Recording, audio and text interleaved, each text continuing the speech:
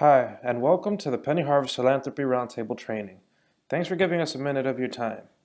The goal of this video is to teach new coaches who are doing this for the first or second time how to manage all of the steps in phases 2, 3, and 4 at the highest possible quality. To recap, the Penny Harvest is a year-long program.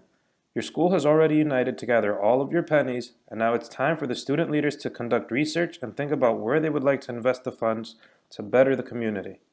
The remaining 3 phases are Make Grants, Take Action, and Build Legacy. During the Make Grants phase between January and April, your student leaders will be working hard to conduct research on issues in the community and trying to find local organizations that help them combat the issue.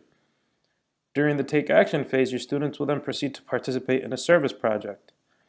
Finally, during the Build Legacy phase in June, this will be a great time for you and your student leaders to reflect on all of your success thus far. It's a time for celebration.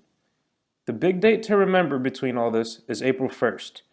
On April 1st, you will be expected to submit your grant decisions. Please note that our board of directors need time to review the grant decisions, so we ask that you really get the decisions in by that April 1st date. I bet your students are excited to disperse your grants to different organizations. But in the Make Grants phase, we first want you to focus on the issues in your community before you select an organization. If you plan your phases around these 4 pillars, you will certainly have an exceptional program and be extremely satisfied with the significant positive results. Remember to keep your faculty up to date and involved. If you don't have a co-coach, now would be a good time to get one. This phase of the program will require a bit more interaction between the coaches and the student leaders, so getting the support of your colleagues is crucial to your success. Also keep in mind the importance of student leadership. For this phase, you should have about 10 to 15 student leaders. Remember to connect with the members of your community and let you're working on and how you would like to help. Also be aware of local agencies that may be working to assist your community's issues. And last but certainly not least, remember to keep the entire school as involved as possible. Your student leaders are representative of the entire school, so you want to make sure that everyone's voice is represented. Here are some guidelines that we ask every school follow in order to ensure that the program was run correctly and that your grants can be easily processed and approved. Our board of directors take these rules very seriously, so we ask that you pay close attention to these guidelines and do not hesitate to contact the Penny Harvest team if you have any questions. The roundtable should consist of no less than 5 student leaders who represent the aspirations of the school. The roundtable students should seek input from the student body wherever possible. The roundtable should be facilitated by a teacher or staff member trained by the Penny Harvest staff, which is why you're watching this video. The roundtable students, not the adult coach, or the principal, must identify the community needs and the grant decisions. Students normally make grants to not-for-profit organizations. However, grants can also be made to individuals, families, or other institutions under special circumstances. Grants may not be made to organizations or groups for the purpose that discriminate on the basis of religion, race, creed, gender, sexual orientation, or country of origin. Grants may be made to religious or faith-based organizations or programs only if the grant supports a program that serves all. For example, a church food pantry that serves all people in the community and not just members of the church. The roundtable leadership must submit a complete Philanthropy Roundtable decision by April 1st. Now that that's settled, there are 2 types of grants that you can make. Community grants fund organizations and programs that address genuine community needs. They may be used by charitable organizations to fund general costs for specific programs or projects. An example of a community grant would be granting $250 to a food pantry for supplies and canned goods, or granting $700 to a clinic to fund their AIDS outreach program. Service grants are community grants that involve any form of student action. This includes funding any hands-on volunteer service projects that your students elect to work on. These funds can only be used to cover service-related projects, but not any school-related supplies that are usually covered by the school. Service grants don't always require money, and it's all about volunteering your time and your talents. Please be sure to inform us about those grants as well in your grant decision report. Now that all the technical stuff is out of the way, let's get started on the part. During this phase of the program is where we witness the students harness their full potential as future leaders and philanthropists of their communities. First, leaders will learn about their responsibilities to their respective schools as members of the roundtable. Together, they will explore the community and learn about its needs and strengths by connecting with peers, families, and community members. We often hear our world leaders tout our youth as the future of our country, and this is the chance for them to take their first steps in becoming community change makers. Notice that each of the slides set an agenda for each meeting. Through your school's hard work, your students collected enough money to make a positive impact on their community. Please keep in mind that it was the hard work of the school and not just your student leaders. Therefore, your student body should have a voice in deciding where the money you raise should be allocated. During the roundtable process, your students are representatives of everyone who helped make your penny harvest a success thus far. As I mentioned earlier, your student leaders are young philanthropists. Philanthropists are people who meet the important needs in the community by giving their time, treasures, or talent. You have already gotten your treasure through the funds you were able to raise. Now it's time that you put your time and talents to good use. You want to be sure that your student leaders understand the importance of their roles as student leaders. Be sure to give them pins, perhaps folders or note they can keep tabs of their work, and possibly create nameplates that they can keep on their desk during the roundtable meetings. Speaking of showing them the importance of their role, here are some of the roles that you could set for the student leaders. You want to be able to appoint a chairperson or manager that can set the agenda and lead the roundtable meetings. This person can also be responsible for completing any necessary paperwork. You also want to appoint a communications officer who can keep the school and the school community at large updated on the roundtable proceedings by updating the bulletin board or making announcements, or even writing newsletters if possible. You also want to appoint a chief service officer who can help seek for service opportunities that your student leaders can later participate in. You also want to be able to appoint a treasurer who can keep track of the budget, grant allocations, and the grant decisions. This person could also assist the coach with developing the budgets for the service projects that your student leaders elect to participate in. By assigning these roles, you make your job as a coach a lot easier while promoting student voice and empowerment by giving the student leaders more responsibility. That makes it a win-win for both parties. Once your group has established these roles, your next objective would be to assess the needs of your community.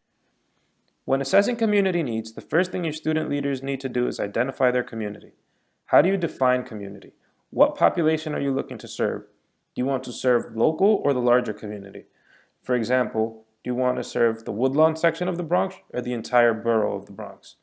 These are the types of questions that you and your student leaders need to consider when deciding what community needs or issues you would like to help through your grants. There is an activity on your resource CD in page 64 that will help you set up a lesson plan that you can work with your students to help answer these questions. The key here is to build a community within your student leadership group and nurture their abilities to help them become philanthropists within their own communities. Help them expand their roundtable community to the community at large. One key point we like to emphasize here is to focus on issues and not organizations. If you recall, one of the first things we encouraged our coaches was a wheel of caring. Here's an example of a wheel of caring slice. It's a very simple project you can complete with your students. The purpose of this activity would be to get the students to think about what issues they feel strongest about and have them put that issue on paper. This will come in handy later. No wheel of caring? No problem. We do have a few other alternatives that you can use to help you and your student leaders find out what pressing issues are in their school community. A great way to involve community in this phase is to have your student leaders conduct interviews. This would be a good way to get a feel for what issues the people who help make your harvest a success feel strongest about. You can have your students interview several different people, up to and including other students in their school, the principal, other faculty members, their parents, or even a community member who donated during the Gather Pennies phase. Another idea is to have the students poll the school. You can do this even if you did the Wheel of Caring. There are many different ways you can go about polling the school. You must always keep the faculty informed and as involved as possible. So you first want to get your principal behind the idea, use the bulletin board to post lists, poll students during their lunch breaks, encourage teachers to poll during advisory, set up voting stations in highly populated areas such as a lunchroom, and you also want to be sure to keep people informed by announcing the results of the most popular need areas. After the students have conducted polling and interviews, bring those responses together. A good way to do that is by charting them and having the students review the information as you see in the pictures in front of you. Earlier in this video I mentioned how figuring out the issues that your school finds most important would come in handy. Well, this is that moment. Since you now have a long list of issues, the best way to identify the most important issues is by consolidating and helping your students come to agreement. Look at all of the issues presented by the student body and try to focus them into 6 general categories as seen on the slide. After you've done the tallying, you can see how many concerns or issues fall under the 6 categories. Identify the top 2 or 3 categories with the most issues. After that's accomplished, you can then proceed to sort out the more important categories with your students and decide on which issue you as a school community feel strongest about. Narrowing down the list allows you to focus on the areas your community finds most significant. Once the student leaders identify top areas, be sure to inform your school that the roundtable will proceed to explore those issues further. Now that you have the important issues settled, it's time to think about what organizations can help you with those issues. The first part of this would require that you develop a criteria for the type of grant that your students would like to make. So you want to establish a funding criteria. When establishing a funding criteria, you want to have a select set of questions that you could use to grade a potential organization.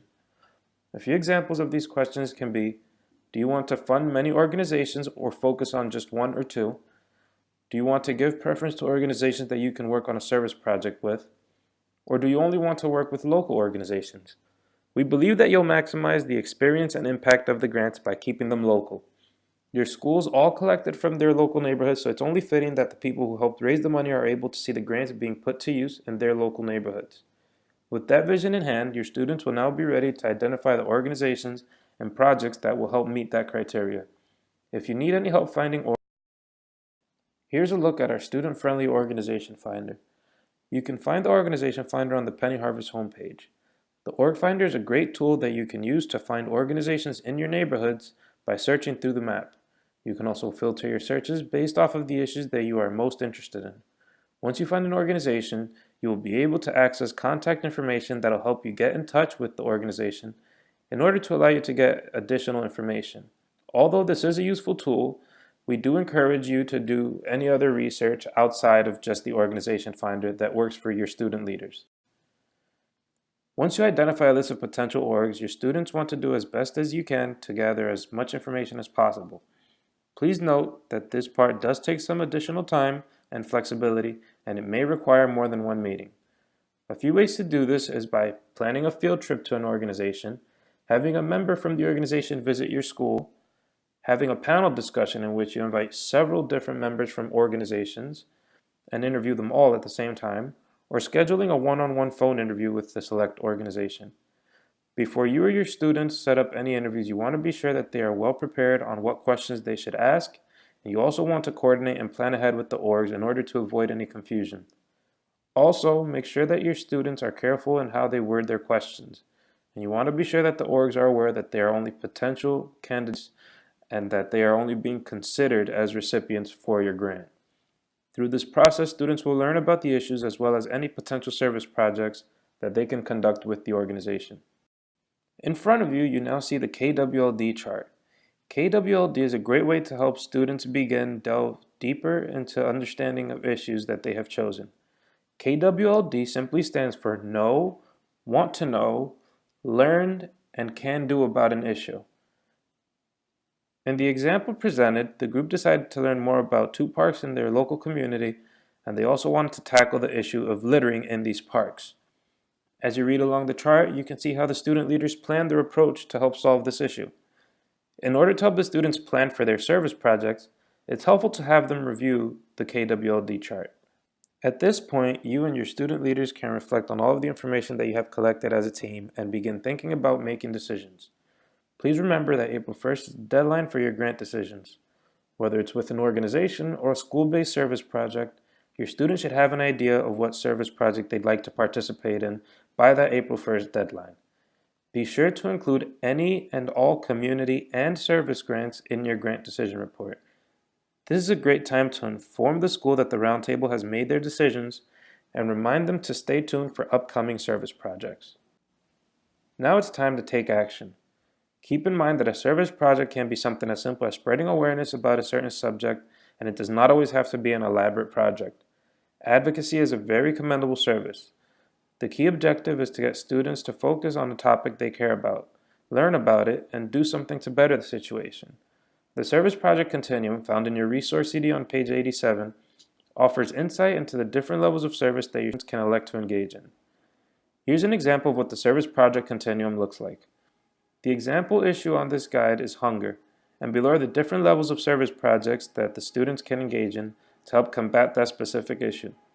Feel free to come back to this section of the presentation or take a look at it in your resource CD if you would like to spend more time reviewing this example.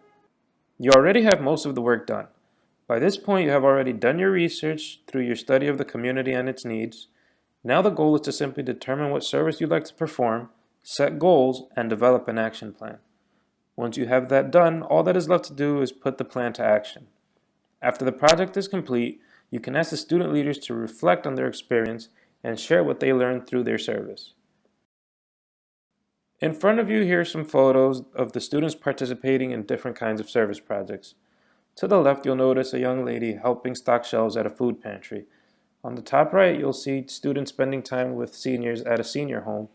And on the bottom right, you'll notice students working on beautifying the community by planting a small garden. There are several different types of service projects that the students can perform, so please know that it is up to your discretion what you guys would like to do. Now it's time to think about how to sustain the culture of service that your penny harvest experience has helped create in your school. Congratulations, you've made it. Now that you've gathered your pennies, made your grants, and taken action, it's time to build legacy. Think way back to September when you had $0 in your account, all the way to now where you were able to raise all of that money and make such a profound impact on your neighborhoods through your grants and your service projects. As you reflect on all of your success in the program thus far, it will also allow you to begin to think about how you can have an even better harvest the following year. Speaking of planning ahead, you also want to be sure that you prep your student leaders to MC the Check Awards, either as a school-wide community or with the student leadership group. This is a great way to celebrate all of the work that you have done together. This is the time to have a representative from the organization that your school selected make an appearance at your assembly so that your student leaders can present them with the check. It's also important to recognize the student leaders for their efforts, and it would also be the perfect time to have the graduating class of student leaders pass their leadership role down to the next class. This will do a lot to galvanize the next group of students to work just as hard to ensure that the penny harvest continues to prosper in your school community. So you may be asking why we do all of this work. All this time and investment is so that our students come out as strong civic leaders with not only the support of their school community, but the community at large. The pictures in front of you illustrate a lot of the work that your students have put in throughout the year. On the top, you'll see a student doing an interview through the phone. The bottom left has a picture of students celebrating during their check award ceremony. And the bottom right has a photograph of student leaders actually traveling to the organization to present the org with their check. This collage is a good way to illustrate how it all comes together. Well, that's it. At this point, you're all done. On behalf of the Penny Harvest team, we want to extend a sincere thank you for all of your hard work and for allowing us to continue to provide your students with this opportunity to harness their abilities to bring forth significant positive change in our communities. We hope that you have enjoyed the experience as much as we have so far. Best of luck with the rest of the program, and please remember you're not in this alone. Be sure to contact your school support if you have any questions whatsoever. Thanks again, and good luck.